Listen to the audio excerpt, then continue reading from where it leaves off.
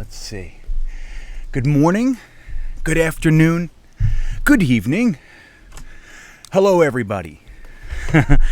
This is Green Bean, and welcome to this week's episode 31 of Greenbeanjetsfan pod. Why is he running in? What is this guy doing? What's going on over here? Why does he do these things? Well, it's a feeble attempt to get a laugh. That's all. I'm just trying to... I'm stupid, is what it boils down to. I'm kind of an idiot. So anyway, again, welcome. This is Greenbeanjetsfan, where we talk all about jets and all kinds of other things. I want you to know I am the only Jets content creator that's currently traveling the country. What you see behind me is an internetless bubble. That's what an internet void looks like right there. See it? There's no internet out there. There's no internet right here. But I am in Ohio. I am in the closest NFL team to where I am right now. I am in the territory of the Cleveland Browns. That's where I am today. The Cleveland Browns home turf. And it's funny because I'm further to Pittsburgh than I am to Cleveland. But you see a lot of Pittsburgh stuff around here. Their tentacles have spread out far and wide. So, and you can understand why. You know, Pittsburgh being the winning organization that they've been over the years, and even with the Cleveland Browns moving to Baltimore, becoming the Ravens, and then that few-year period that they didn't exist. There's a lot of and there's a lot of chinks in the Cleveland Browns armor. You know what I mean? And here comes the rain. Look at this.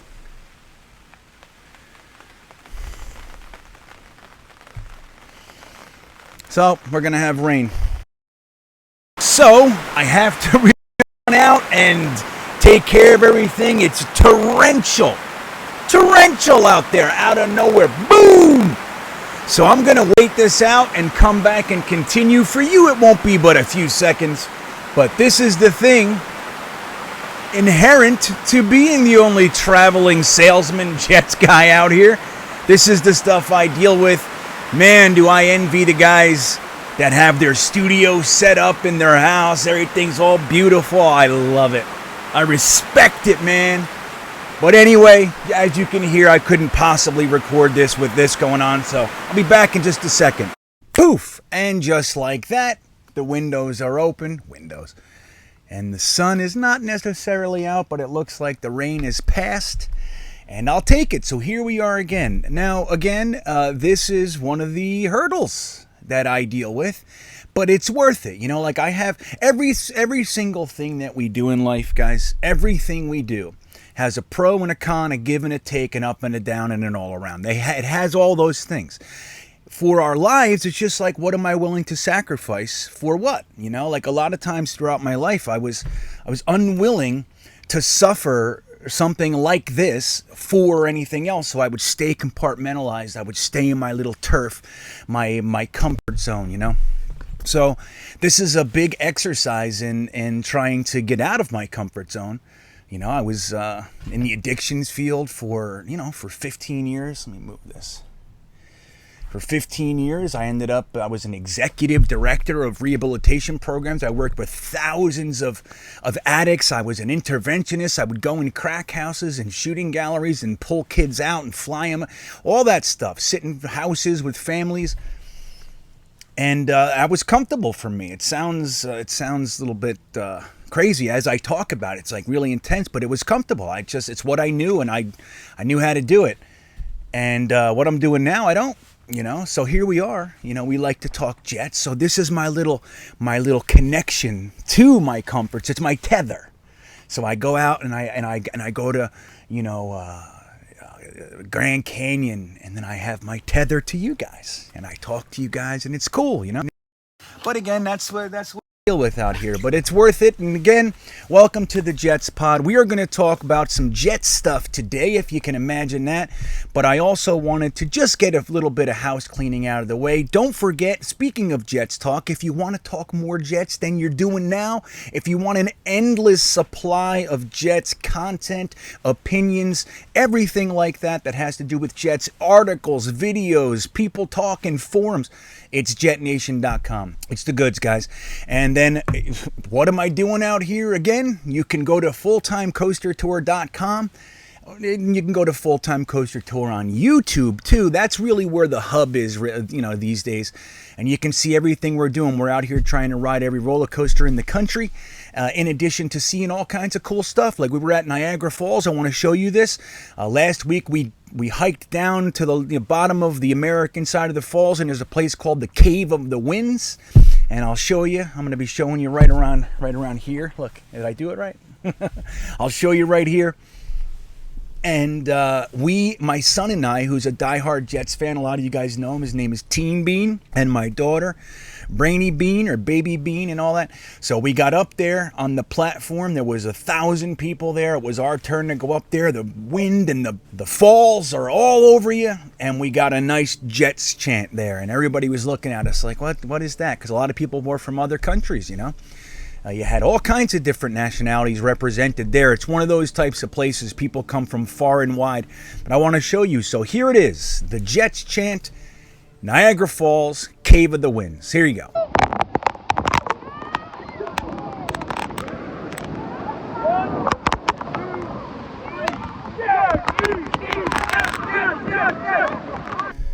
See?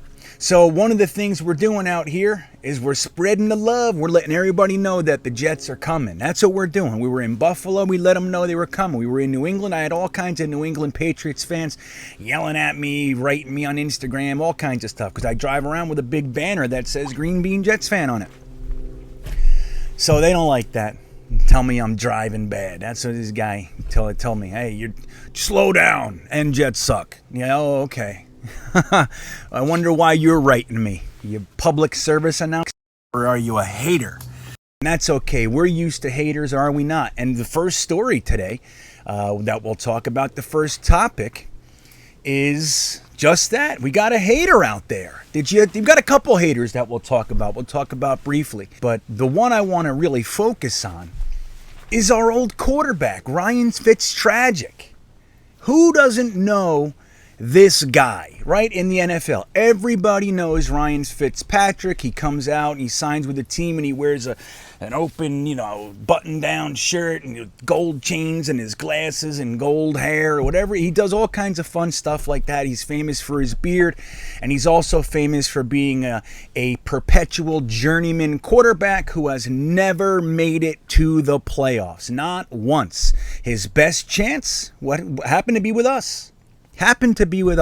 So he comes out this week and he says he was so miserable in 2016 with the New York Jets that it was the first time that he questioned whether or not he wanted to play football. Ooh, isn't it sad? You were so miserable. Just to be clear, you do remember that you held out the year before to take Mike Maccagnan hostage and get more money than you were worth, and we gave it to you because Mike Maccagnan is spineless. You remember that? That's how it started, this miserable year of yours. You held out as a journeyman quarterback. We traded a 6th-round pick for you. That's what you were worth on the market. Many people even thought we might have overpaid. You had a good year in 2015, and we'll get to that in a second, why you shouldn't even have had the balls to hold out. But he says that he was sad. He was sad and bewildered and miserable. It was the most miserable experience of his football life. 15 or 16 years in the league. He's on his 8th team, if I remember correctly. Yet the New York Jets, 2016, Todd Bowles, Chan Gailey, and his crew of Nick Mangold. Remember, Nick Mangold lobbied for him. Brandon Marshall lobbied for him. Eric Decker lobbied for him. And the rest of the guys said, we're not a team without Ryan Fitzpatrick. So Mike Maccagnan caved because Todd Bowles said that he was our starting quarterback when he wasn't even under contract. It's stuff like that. That's stupid organizations do. And just to remind you why, these are some of the reasons why I like the way we're going now, guys. Like, you don't hear this stuff from Robert Saleh, from Joe Douglas. You don't hear it. You don't hear stupid statements like Rex Ryan saying that Revis was the best cornerback in the history of the game and all this. He should have been the defensive MVP, all that kind of stuff. You know what they did? They turned around and used that against him in the contract talks. How come you don't want to pay the best cornerback in that you've ever seen in the league, in the world? Why? So these are the things. Smart people don't talk like this. So Todd Bowles said he's our starting quarterback. He wasn't even under contract, and Mike Maccagnan gets taken for a ride. He gets beat up by the team, and he caves and gives Ryan Fitzpatrick the money that he held out for. If I remember correctly, I didn't look at this, but I think it was like $12 million. He was miserable. Now, do we feel bad for him? Are we embarrassed? Did we say, yeah, I know everybody who comes to the Jets says it was so miserable. CJ2K said it was the most miserable year of his life, taking into account that he didn't have a career after that, that the Jets gave him pretty much his last hurrah, right? He did play some more, but he was done. He was done. You come here and say you're miserable. People like to use us as the excuse for their failing career or their dwindling effectiveness, right? And this goes to the whole mindset that we'll get into, which is the Jets are no longer a retirement home. You know, this is what we were. Guys like CJ2K, guys like Le'Veon Bell, guys like even back to like Art Monk and all that stuff. Ryan Fitzpatrick, Brandon Marshall, all these guys. This is a retirement home. Teams were dumping these players, and we were taking them, and they had a fortunate year. But so Ryan Fitzpatrick, I have so much to say. I'm bubbling over. Ryan Fitzpatrick says he was miserable. Again, it started with his holdout, but let's even back it up again. You were miserable. You, Mr. Fitzpatrick, were so miserable you didn't want to play football. Let me tell you something. We were miserable. And you want to know why we were miserable? Because of you. Because of you. 2015, we give you a team, Brandon Marshall, Eric Decker, Chris Ivory, all these guys, the number one rushing defense in the league, all that stuff. We gave that to you. And you take us, we're 10-5. We go into Buffalo against our former head coach, who we just fired. He had 2 wins on the season at the time. You go in there and you throw 3 fourth-quarter interceptions against a 2-14 team or 2-13 team. Against our previous head coach. There was so much riding on that game. Win and you're in. The team came out flat. They went into a 14-0 hole.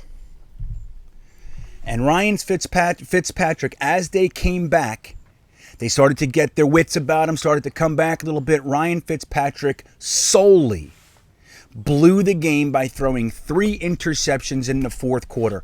One was guaranteed points. We were already in field goal range, way in the red zone. So we were going to at least go up by 1. It was 19-20 or something along those lines. So you, my friend, made it miserable. And that's not even talking about the miserable year. The year that you said was one of the best years of your entire career, which don't forget that. He said that too. That's not a headline, though. The headline is he's miserable as the Jets because the Jets suck and we ruin people's lives and careers and all those things.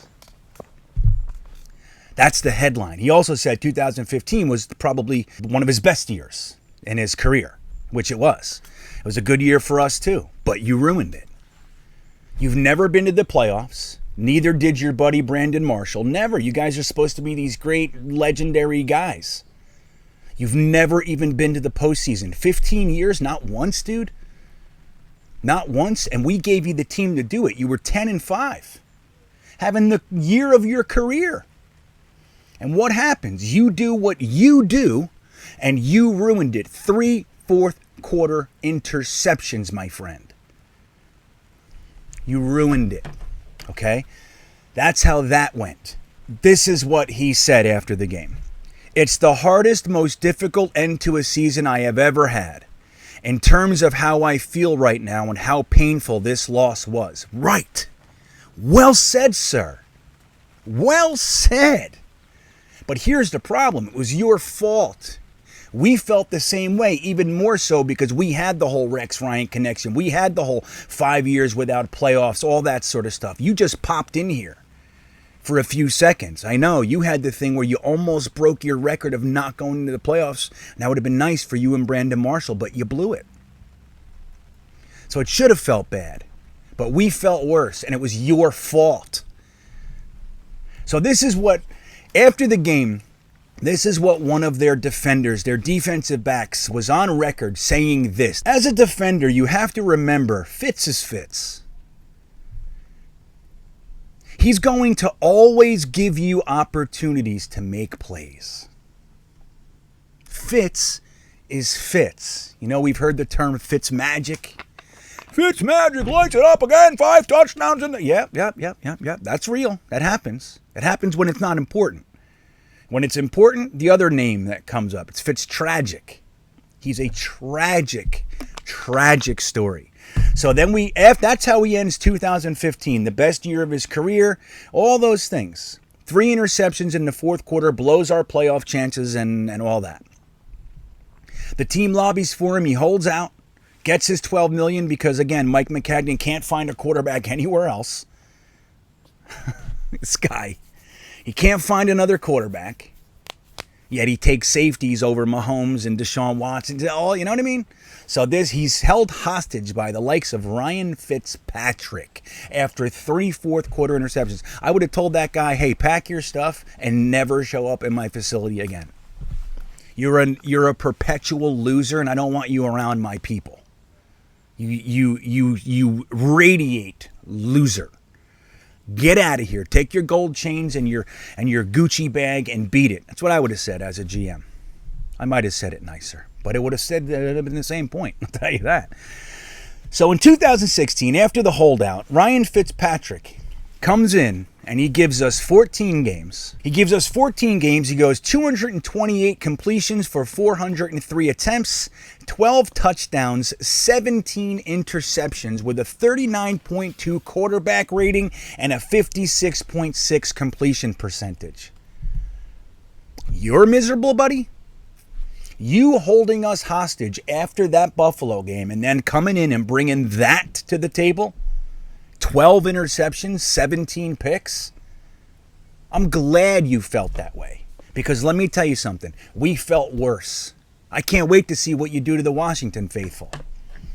Just like the Miami fans. Nobody, I'm telling you, have not given anybody, the Buffalo fans. Everybody who's had you knows. So please, shut your face, Ryan Fitzpatrick. Give me a break. You were miserable. We were miserable, buddy. And we didn't get $12 million. I don't want to hear it.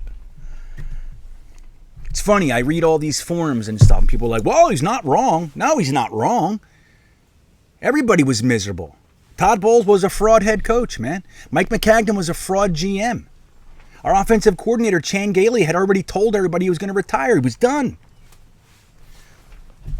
Going to retire again because we hired him out of retirement. Let's not forget that.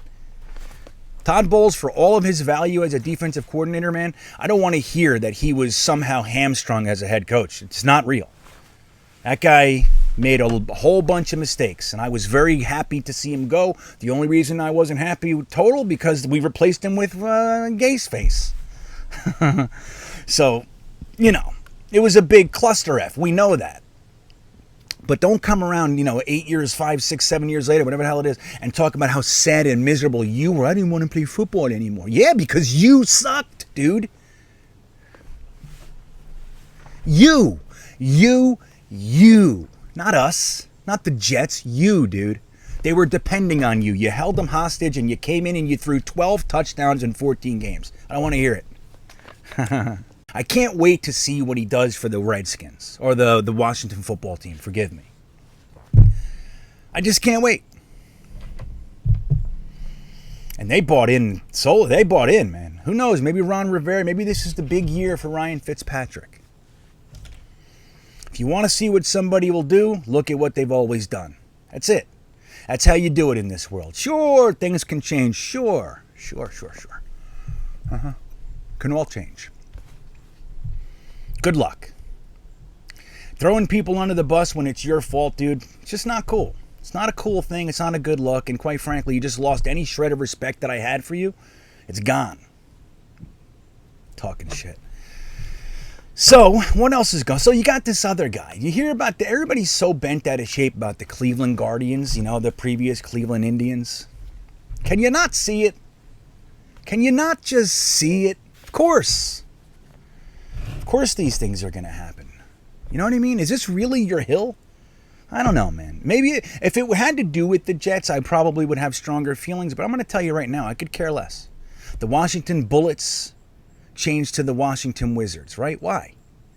Because it didn't make sense that it was named, right? You got the Washington Redskins, and my high school football team was the Redskins my whole life. The Parsippany Redskins. And they're the Redhawks.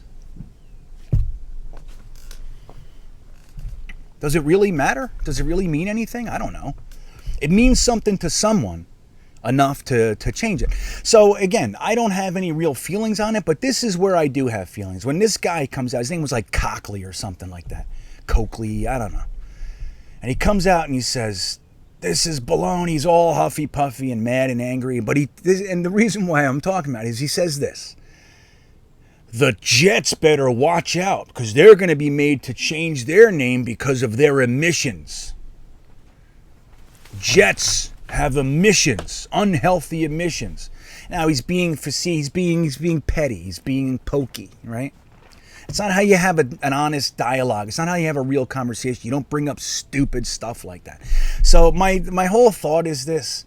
It's like these guys, I can't even believe somebody would actually say something like that and like stand behind it. You know what I mean? But again, it's just people like to grab us. They always like to grab us. It's a big thing about the Cleveland Guardians. Keep it in Cleveland, man. Who cares? Keep it up there. Let them talk about it. It has nothing to do with anybody.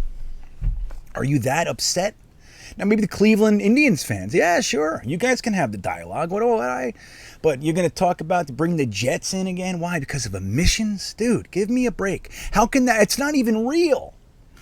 Right? So it's just so stupid, dude. It's just so stupid. And quite frankly, I just get tired of hearing our name on these guys' lips. Meanwhile, you have all this vaccine stuff going on. You got the Buffalo Bills imploding. You got Hopkins saying he's going to retire. Right? That's all. You don't see anything going on with us. Now, where's some wood? Go. There you go. That's real. It's real wood. Okay?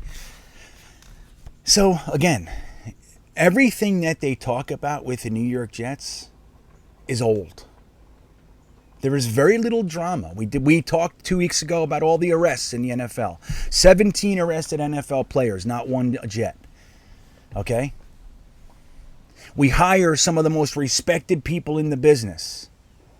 That goes right under the carpet, just rolls right past everybody, and they keep on this embarrassment thing. Joe Douglas uses the franchise tag on Marcus May and doesn't cave to his ridiculous agent's requests and go into the media and all that sort of stuff. And they start bringing up, that we've traded, we traded Abraham and we traded Revis and dude, these are 4 organizations ago. All right? I know they can look similar, but let me tell you something. They are completely different scenarios. Completely different people, completely different scenarios, and they don't really make sense. If a general manager comes into a team and it's filled with boneheads, losers, and overpaid schlubs, his job is to get rid of them. Now, Joe Douglas not only got rid of them, he created an additional draft class of draft capital and a front heavy draft class. 2 firsts, 2 seconds, 2 thirds, 5ths, 6ths. Dude, he created an entirely new draft class in addition to the draft class that he has while getting rid of scrubs and fakers. That's what he did. Nobody pays attention to it. Nobody pays attention. These are exciting times. And it's one of the things that as I travel around this great country, as I sit here in Ohio, one of the things I love doing is when people people engage me. I wear my Jets cap. My son's in his Jets cap. And every now and then, somebody will go, oh, and they say something. I say, yeah, just know this. If you're going to come talk to me, know I'm an educated fan, man. I know what I'm talking about. Maybe not about every single thing in the league, right? I can't. I don't play Madden either, so I don't have like that little connection. A lot of people know their players through Madden, right? But I don't have that. But I'm an educated fan, and they start talking to me about stuff, and I know. Most of the time, people that come up to anybody who wants to engage, more times than not, they're just like the punk, loudmouth guy who doesn't know anything.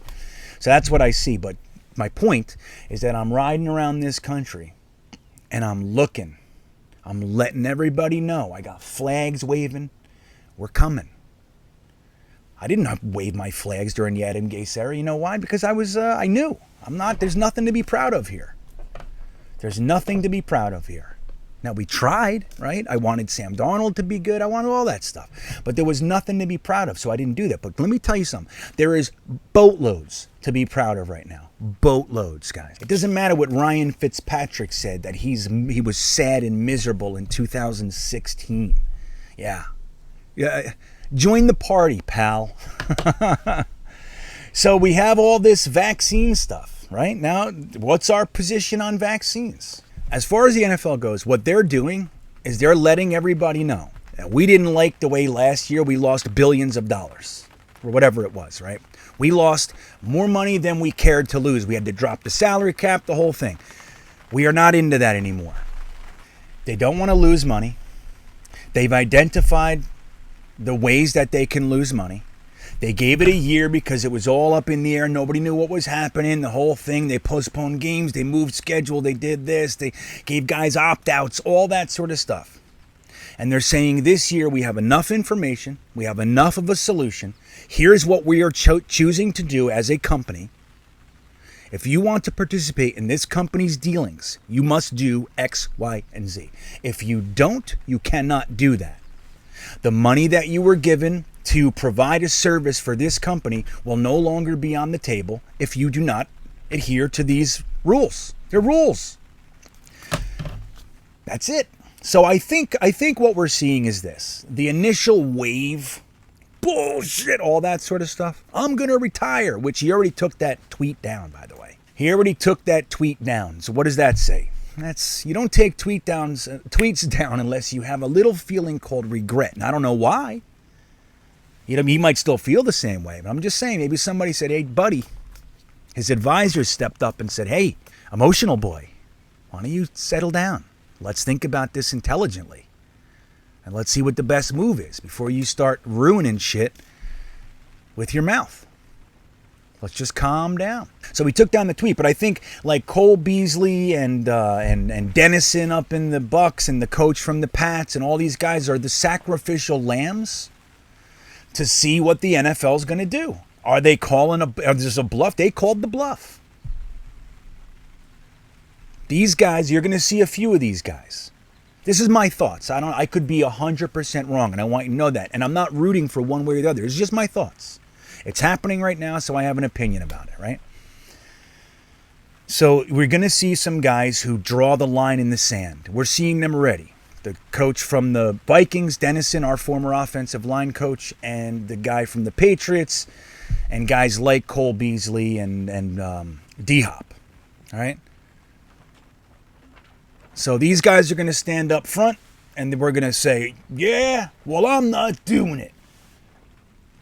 In my opinion, what's about to happen is they go, whoo, and they push him aside, and then a young kid goes, I'll play. Fifth string guy wants to run in and take advantage of the opportunities. I'm vaxxed. Jump right in there, and the guys are going to sit home and watch everybody continue without them. It's my thought. And then it'll all settle down. And when the political side of this stuff kind of goes down, you realize that, hey, this isn't really anything new. It's different. There are different specifics. I mean, look, I don't even really want to be talking about this, but I got 100 questions about it. So I said, why not? I'll just talk about it. But again, I don't judge anybody one way or the other. I don't. Can I be a fan for a second? Can I be a fan? I'm so happy this is happening up in the Bills. I am. I'm not happy that it's happening, period, but if it's going to happen, I'm glad it's them. Yeah, take it down, baby. You know, again, if I had my druthers, every team would be at 100% every week, no injuries, no trouble. I would prefer the NFL were able to figure that out.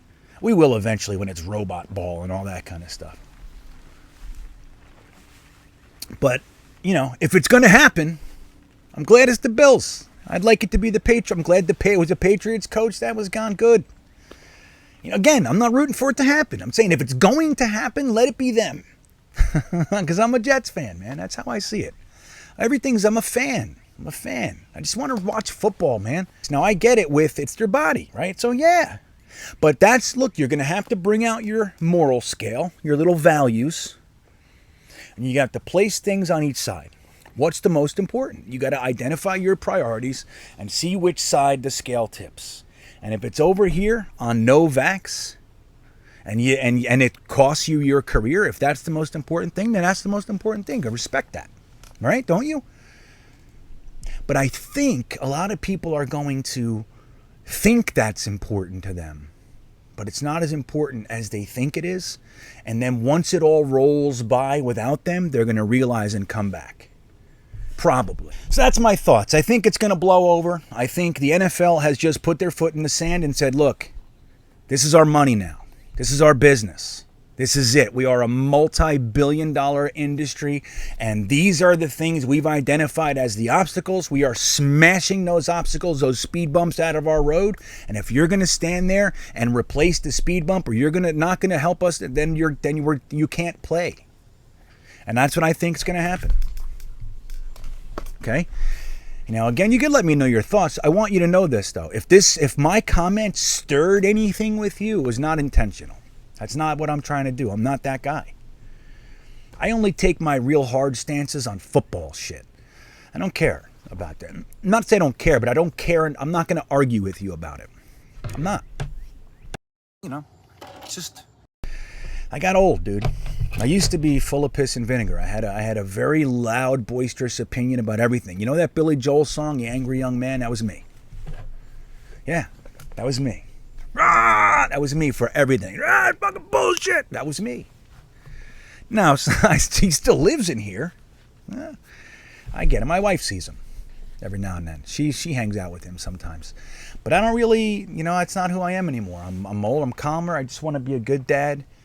I want to enjoy my life. Like I said, I worked my ass off for a long, long time. I've helped thousands and thousands of people. I'm good. My convictions, I'm clean. Okay? And I just want to enjoy my life, whatever that means. Okay? I want to ride roller coasters. I want to talk Jets with you guys. And I want to see my kids smile, and I want to be there for them. That's it. And if my situation causes me to need to be vaccinated so I can do the things I want to do, I put it on my values and moral scale, and it went this way. And I said, okay, well then that's what I got to do, because I value this more than my feelings on that. It's me. But if my career told me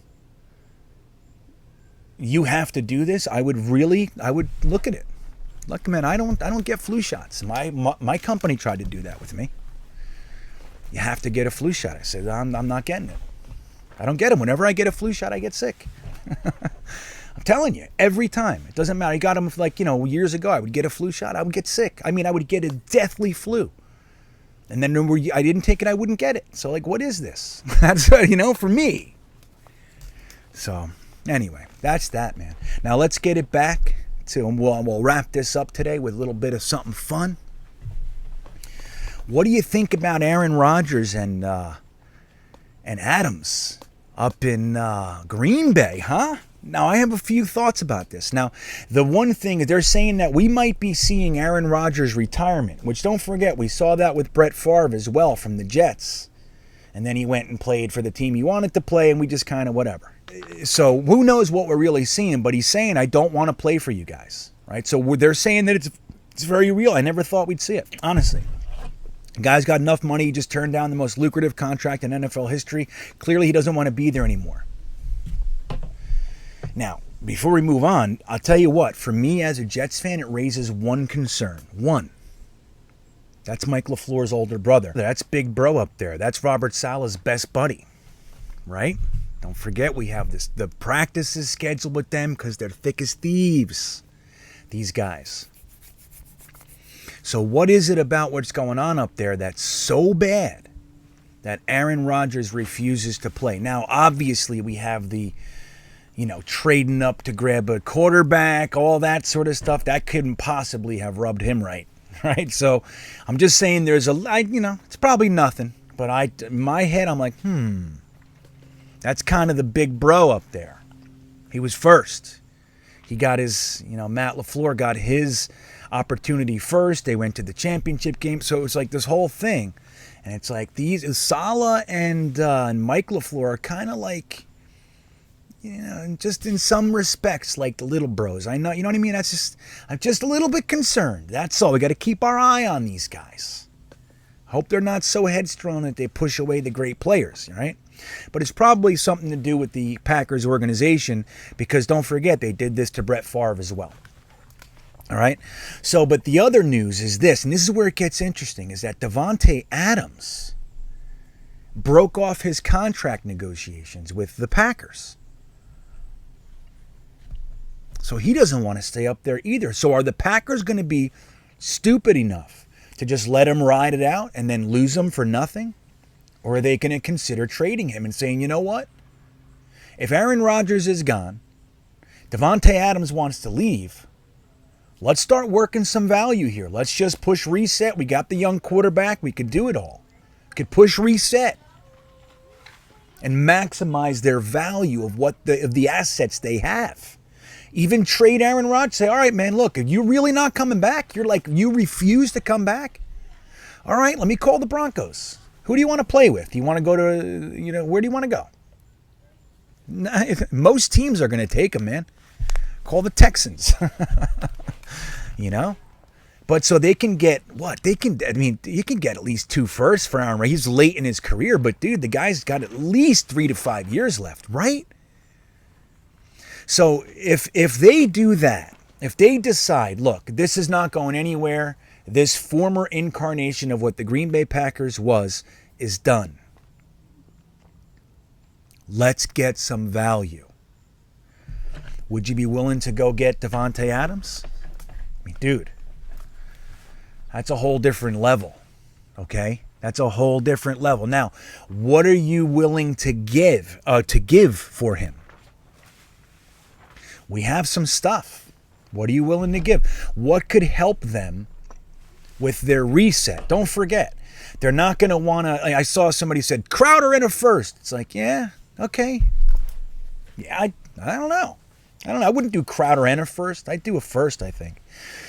But I wouldn't do, But I don't know. Maybe I would. But I don't think if they're pushing reset, if they're going to get rid of Davante Adams, it means that they're pushing reset. If they're going to push reset, they're not going to, use their most valuable piece for an old,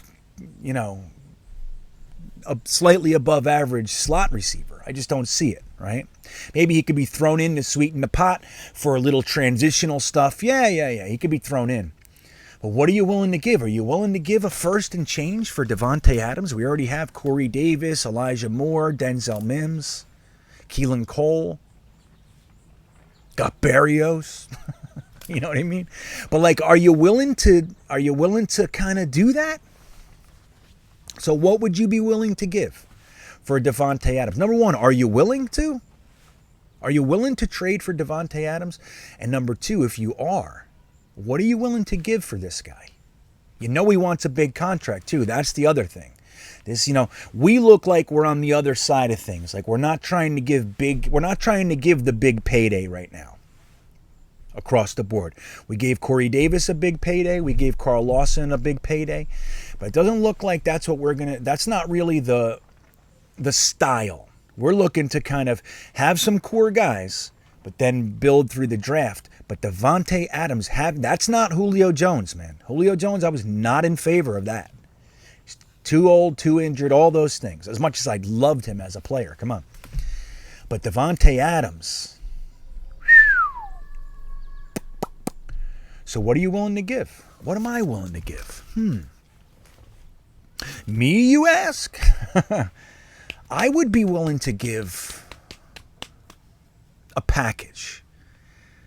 I don't want to give our first. And the thing is, somebody's gonna, so that would push me out. But I might give a package.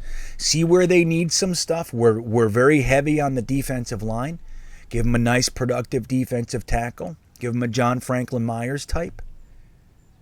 Give them a Nathan Shepard. So you give them like a Crowder, a Shepard, a second, a fifth. Yeah, still feels heavy. As much as I like them. It'd be one thing if we didn't have anybody, right? But Devontae Adams is, dude, he's top 3, maybe 4, 5 at the worst. So it's an interesting one. But see, this whole thing with the Packers, so it's really twofold for me. One is what's happening up there. It's probably more the organization, but is it Matt LaFleur? Did he not want to play the games with Aaron Rodgers, like Aaron Rodgers being the coach, so to speak? Don't forget, that's what happened with Mike McCarthy. And then they go get this guy he's never coached before, and the thought was that Aaron Rodgers is going to be able to kind of do what he wants with him. So they had their little battle, maybe, and then they went and they drafted a quarterback to let Aaron Rodgers know you're not irreplaceable, and we're already thinking about the future. So why don't you hush up and just play? And it blew up. It's back and fight. It's backfiring. So is Matt LaFleur at the center of that? So it's just something to check out.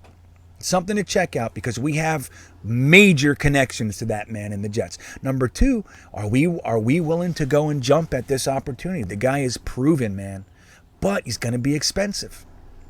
He's going to be expensive contractually, and he's going to be expensive capital, what you're going to have to give for him. So, I don't know. So what do you think? This was interesting. It just kind of rolled across my desk this morning. It just kind of floated by. I was like, am I willing? I don't know. So I don't know, guys. But I think that's going to about do it. Fitzpatrick can go, suck a lemon. That's what he can do. Okay? Fitzpatrick is what he is. But, dude, we are days away from training camp. We've yet to sign Zach Wilson. I'm not concerned in the slightest. I'm not. They're messing around with offset language. It is what it is. Let Joe Douglas be Joe Douglas. Let him let these agents know, look, dude, I stand firm on this one. You want to play games, but this is it. Okay? And let's see what the agent's willing to do. I would rather not see a holdout, but I don't think we're going to. I don't think we're going to see a holdout. I think we're going to be fine. We were just, last week it was all Elijah Vera Tucker, Elijah Moore, they're not signing. And 2 out of 3 are done. All right, 2 out of 3. He's working on it. I know he is. So I feel good, but training camp is here, baby. I hope you guys got your tickets to go see the Jets practice. I hope you guys are going to the green and white scrimmage. We got lots of guys live streaming and all that kind of stuff. I'm in Ohio, so I will not be there. By that time, I think I'll probably be in Michigan by then. I think I'll be in Michigan. So it's going to be hard for me to go. Maybe I'll go to see a Detroit Lions practice or something, right? That ought to be fun. Everybody chewing on each other's kneecaps. So anyway, guys, thank you for being here. I hope this one didn't ruffle too many feathers. There's tenuous stuff to talk about. We shouldn't be afraid to talk about it, in my opinion. Don't worry about it. Don't worry about it. You got your feelings? That's cool, man. Have your feelings. Just, in my opinion, let's just try to be intelligent. That's all. Emotions have no logic, man. Remember that. Every time I based a decision on emotions, I regretted it. I say something in an office, oh yeah, man, well, I don't need this effing job. It's like, as soon as I calm down, I'm like, yeah, I probably shouldn't have said that. Every time I've thrown a chair and watch where the chair's landing, usually realize, it's heading toward the picture window. Please be strong, picture window. You know what I mean? It's just anger, never good. Even really good feelings. You're like, it's on me, buy everybody around. And then it has to be $714. You're like, I had to use the bathroom. And you run. So anyway, I hope we can talk about this stuff. We're friends. Don't let me get under your skin if I did, man. It's never my intention. and I shouldn't be that guy. It's not what I'm doing. All right, but I love you guys. I do. I love talking with you. You guys know that. I chat with hundreds and hundreds of you every single week, whether it's at Jetnation.com, whether it's at FulltimeCoasterTour.com, whether it's right here at GreenBean, YouTube. I'm all over the place, and I watch a lot of other videos too. I'm always watching Boy Green and listening to Boy Green, really, and I'm watching Jake Aspman, and obviously O'Leary and Jets Talk 24/7, my buddy Ryan, and Ali and Richie, all those guys. Frankie from Flatbush, what's up, buddy? I see you out there, and everybody's rocking it. So we're doing great things. NYJ today, okay? We're all out there. Jets by Jimmy, okay? And don't forget to go to my website and read. Jeremy Cravat is putting together a little project for us. He's writing about every quarterback and how they progress through training camp and everything. That's at GreenBeanjetsfan.com. Don't forget to like and subscribe right here. It means the world to me. It changes everything. And I mean that. YouTube has very specific things they want to see. If you're enjoying the content, give me a sub. It changes my world, and I appreciate it. Don't forget, too, my Patreon is right in the description of this video. If you'd like to support the channel, that's greatly appreciated as well. And all that being said, I hope you have a delightful day. Go Jets.